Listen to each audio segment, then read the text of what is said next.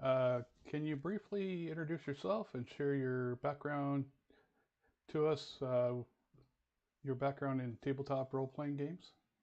Hi, I'm Christopher Ackler, and my background goes back into the 80s and the Satanic Panic and all that as a kid, and getting into games and playing them, and then going on to a normal life, as people do for a long time, and then got into like the professional kind of part, blogging for N World, um, uh, covering Dungeons and Dragons for them, then working on the bit of the fifth edition of Dungeons and Dragons at the launch, and a few other things like here and there before uh, starting to do some stuff from Hero games by mostly uh, seeing what had never been done.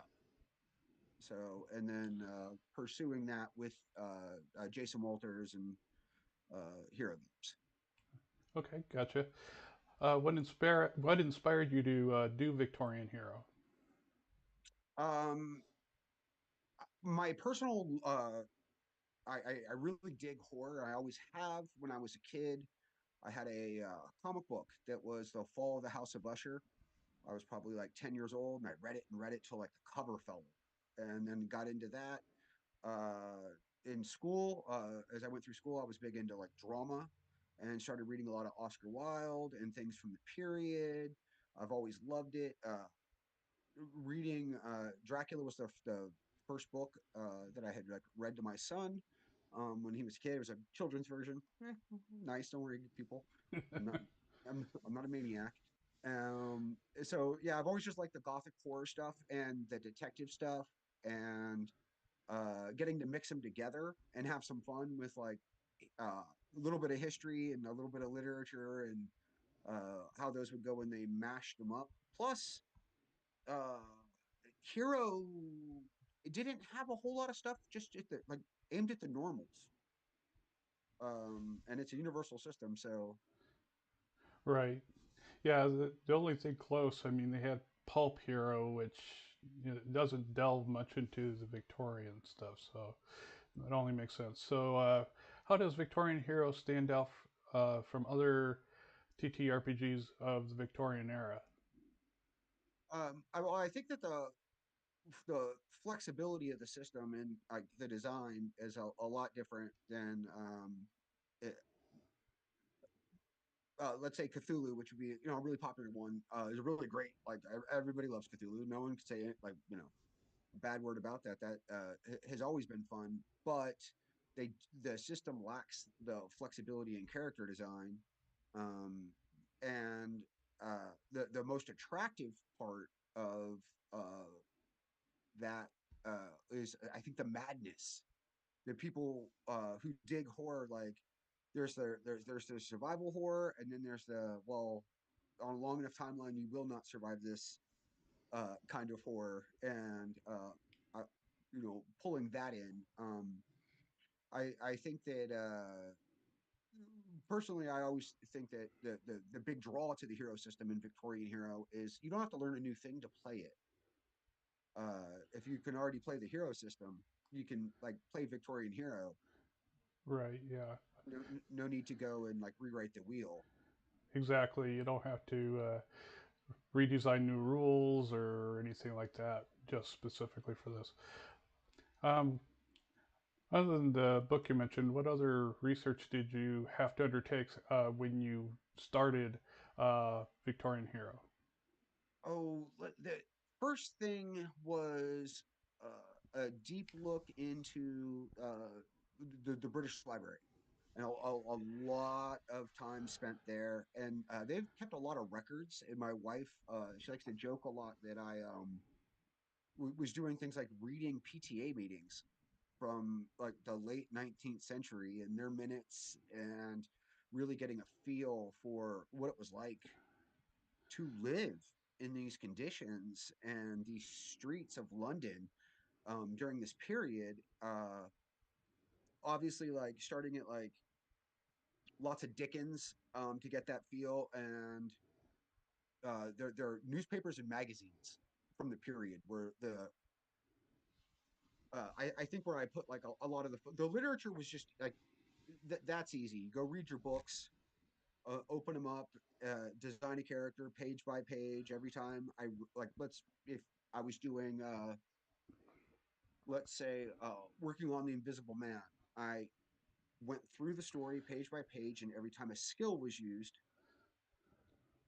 I would like write that down, write that down. I tried to have the characters included in the book reflect what they did in the novel, no more and no less. I didn't try to build them past that into like some sort of challenge that I created. We Right. can leave that to the game masters in their games. I gotcha. Uh, what would you say are the core game mechanics for Victorian Hero? Oh, I think that the biggest one would be uh changing a bit of like how we look for survival if you're coming at playing in the heroic levels for having your character survive. Bullets are deadly, that sort of thing. A lot of the challenges are to be like um, challenged as a group and not individual. Like a lot of stuff will like overwhelm you, and there is the whole mindset that doesn't exist in a lot of role playing games historically. Of sometimes you might have to run. Right. You can't Exactly. challenge this right now. You got to gather information and use those skills. And I tried to really build up the part that have to deal with like early forensics and stuff like that, so we could get into the investigation, so you can figure out how to beat the monster, how to beat the challenge, how to solve the mystery, uh, how to catch the bad guy um, without constant deadly threat of every second. Yeah, All I right. think that was like a bigger challenge. Gotcha. Are there any unique gameplay mechanics that players should be excited about? Well, I'm really excited about the madness stuff personally. I like a little bit of like that you can go crazy, and then we can use the alienist to put you back together uh, bit by bit, and leaving it so that the game master can fiddle with it a little bit to see like what works best for them, how much they want to use it. If you don't have to use it at all, that's fine too. You could just leave it right out and not a problem. But if you want to have the PCs, uh, you know, have it build up on them a little bit after a while.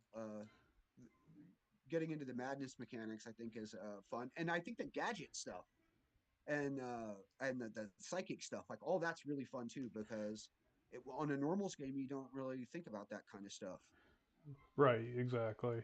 Um, what would you say are the options and templates that characters should be excited that is in this book that are not in other hero products? The templates for me, I think that the faithful like those sort of like a cleric kind of exists, but there's a bit of a change because we're kind of encompassing anything from like a witch doctor could fall under that just as easily as a Roman Catholic priest. And they still have the same abilities when it comes to like holding back those forces of the undead. So that was really exciting in like the playtest to do, because we had to change a little bit of that for the mechanics that you were speaking of. Like they have the same power like you would have a cleric to like hold back the undead.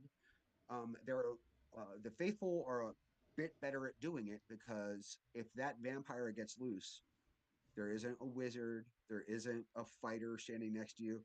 There's a guy in a tweed jacket with a cane. Exactly. And so if you're going to go and delve into it, it's got to be able to work. The inventor, obviously, like I think that there's just a lot of fun that people can have there. And a lot of the criminal stuff people have enjoyed, like the apportation, the essentially like picking a pocket by like when you're walking by. That has been a lot of fun, and gets used all over the place. And now I see people like wanting to port that into other games I run. And they're like, I want to be able, like, can I have a rogue do that? You know? Yeah. Yeah, the one thing got me was the number of new talents that was in this book uh, that well, I thought were great, and they work great for this genre, but not just this, but they could work in other hero products just as evenly, just as they are, especially when it comes to a like dark champions or uh, other heroic level games. Um, can you briefly describe what types of adventures or campaigns that people could do in Victorian Hero? Uh, yeah. Obviously, like a detective is easy. That's right there. And the way I suggest for that to people, I don't know. Some people might have an easy time writing a mystery. I do not. I find it very complex.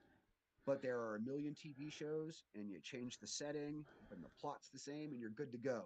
So the detective stuff is great. Obviously, lots of horror and the gothic horror, if you like that.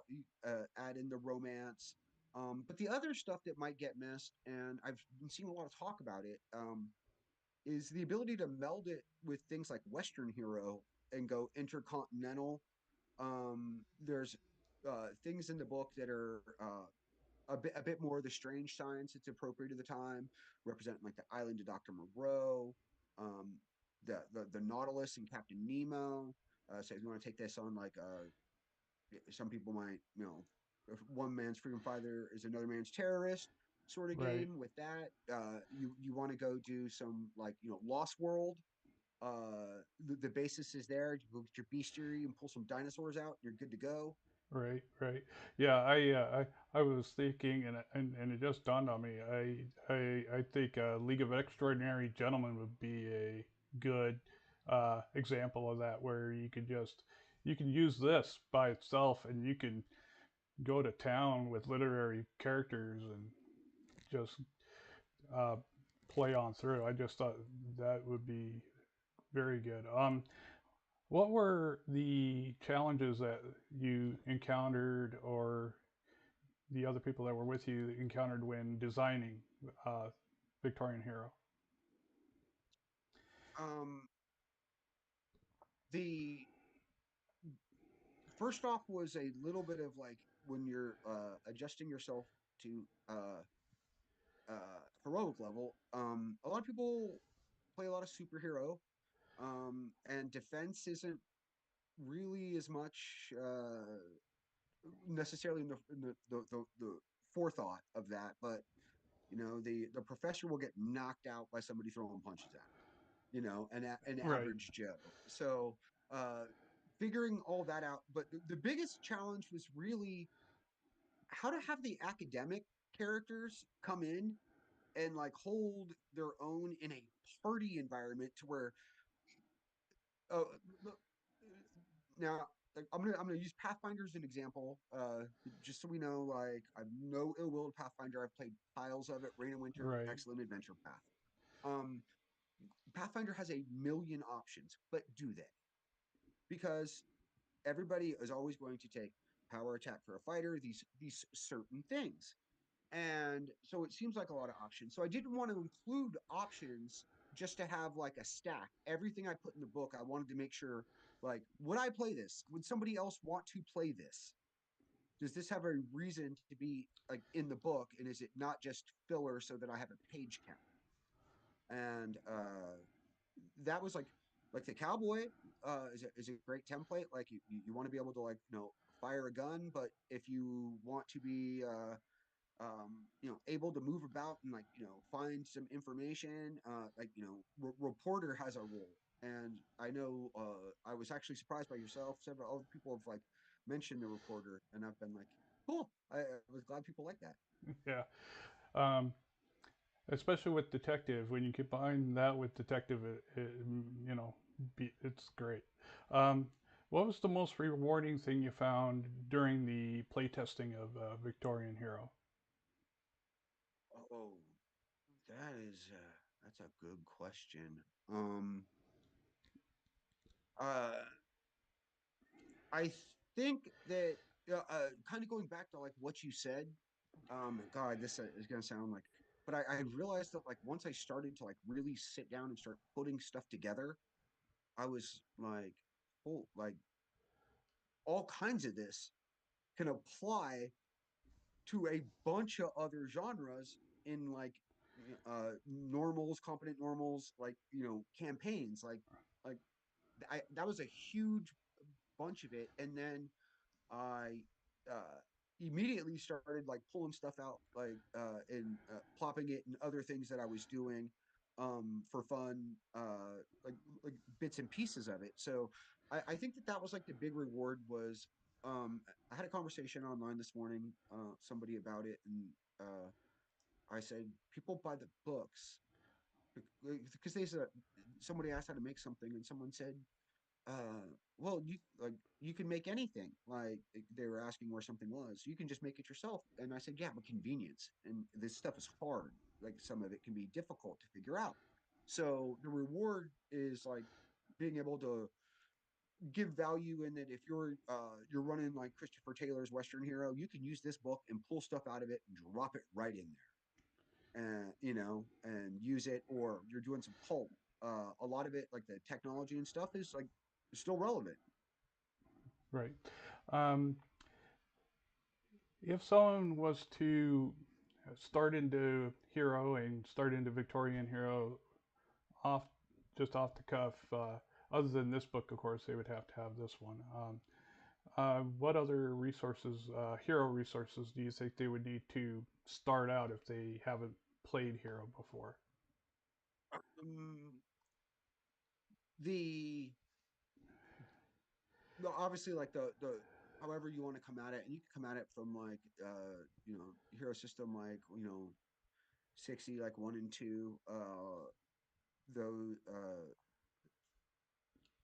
manuals. You can like champions complete. Now the other stuff you're going to benefit, like probably the beastry is always something that can like uh come in to play a lot. And I would say